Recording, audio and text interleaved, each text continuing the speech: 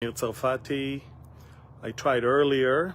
I'm live. I'm home here in Galilee. I tried earlier, but we had some difficulties, communications difficulties, with technical difficulties. But there's a very important update that I want to give you, and I would like you to share it because it has to do with two things: operational, but also some update regarding a narrative, that a false one that is going on. So please press the share button if you can, and if you are watching at least on Facebook right now, please comment where you're from. Let me acknowledge that so I can see. All right, so let me see where you. Indiana is in the house. I can see you. Where else we see people from? North Carolina is in the house. Beautiful. California is in the house.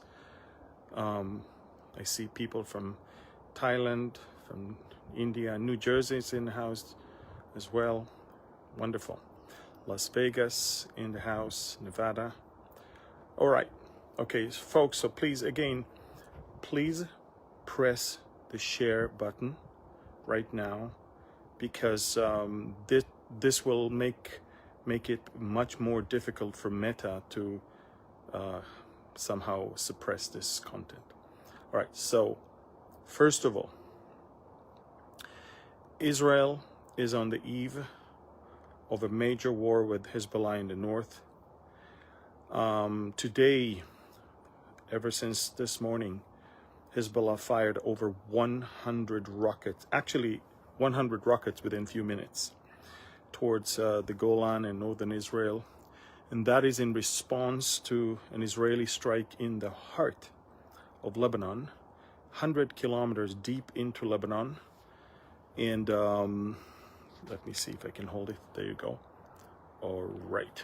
Okay, so, and we destroyed two major warehouses loaded with drones that Iran sent to Hezbollah.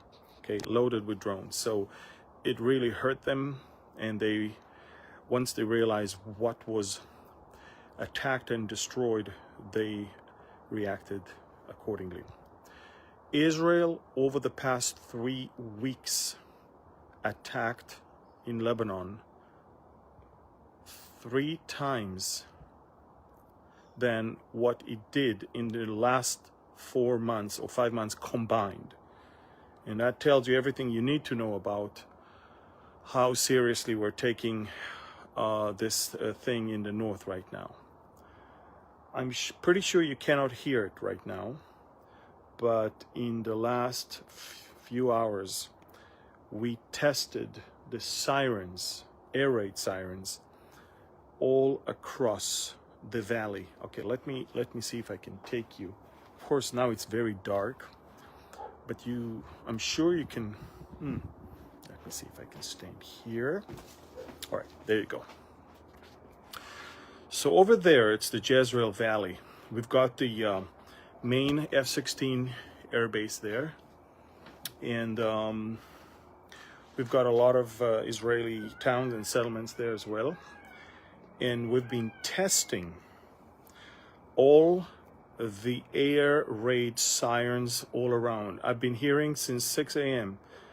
air raid sirens, but not going up and down as if it's current real alert, but they were testing the systems.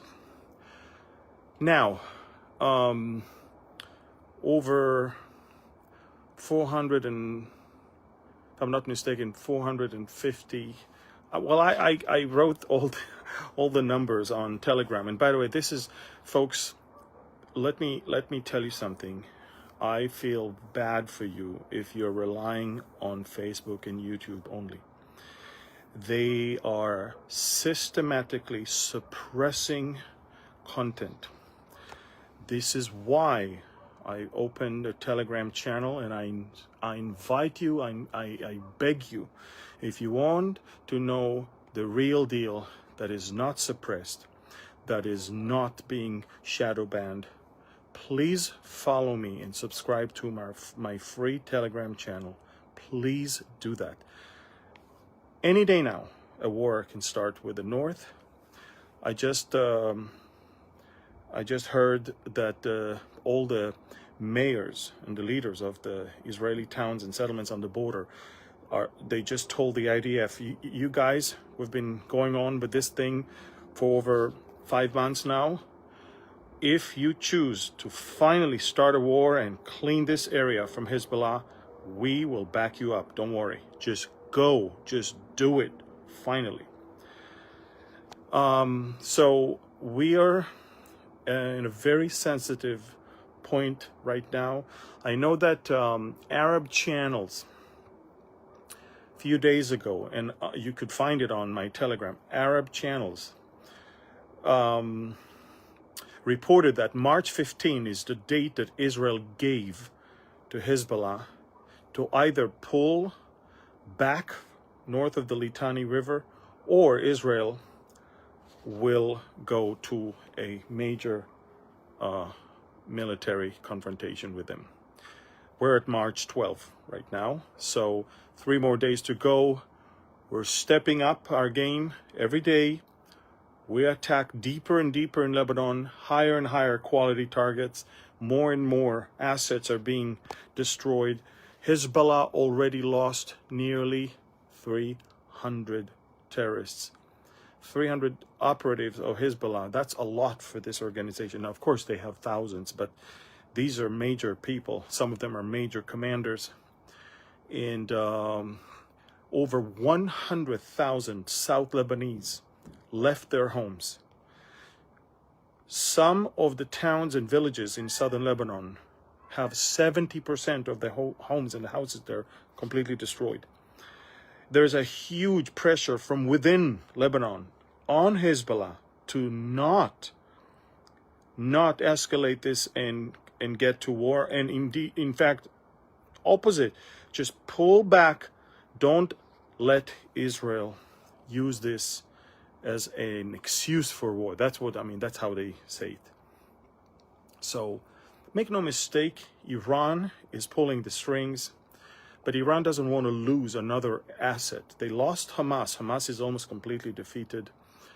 Yesterday, Israel managed to confirm that the night between Saturday and Sunday, we, following very quality human intelligence, we managed to strike from the air with heavy bombs, buster bombs. We managed to hit an underground tunnel in central Gaza Strip, in Nuseirat, and we killed number 3 in Hamas. Number 3. Marwan Issa, that's his name. He's basically the military commander of Hamas. So Hamas is getting crushed. And now comes the point that a lot of you probably don't understand. How come President Biden is pushing for more aid, more food? Let me tell you something. First of all, there is no hunger in Gaza. Second of all, in some places in Gaza, they have more food than they ever had before. And third, let me tell you this. There is a well-orchestrated, well-funded campaign to create a narrative of hunger. They are pulling photos from Syria and from other war zones. Photos from 2014, some of them are even older, showing very skinny children and all that. That's all fake. They create a fake narrative, and a lot of European countries are swallowing that bait. And of course, the media is eating that alive, because the media, look, there is one thing is this: they will not believe us when we always happen to say the truth, and they will always buy the lie. And so world media and progressive liberal governments are eating that false narrative, and the picture is that there is a hunger in Gaza. The same goes, by the way, with the number of casualties. We investigated the Hamas Ministry of Health published number of casualties. You see, they are so stupid that whether there were strikes or not, they will always show an incline, steady incline of people that die. They forget that people can compare whether there was any military action in this area and what could possibly be the reason for the rise. They also forget to tell you that they don't count the terrorists. Hamas himself admitted that thousands of his own terrorists died. They don't. So are they civilians? And if they are civilians, are they children? And by the way, anyone below 18 is a child over there. You know how many Hamas terrorists are in that age? But the point is this: the world loves to buy this narrative of casualties. They all believe them. They believe them. They believe the false narrative. They believe the false numbers, the cooked numbers, because it's easy to buy it. They believe the narrative of the hunger, which is there's no such thing. Look, not only that they're not hungry, they're angry.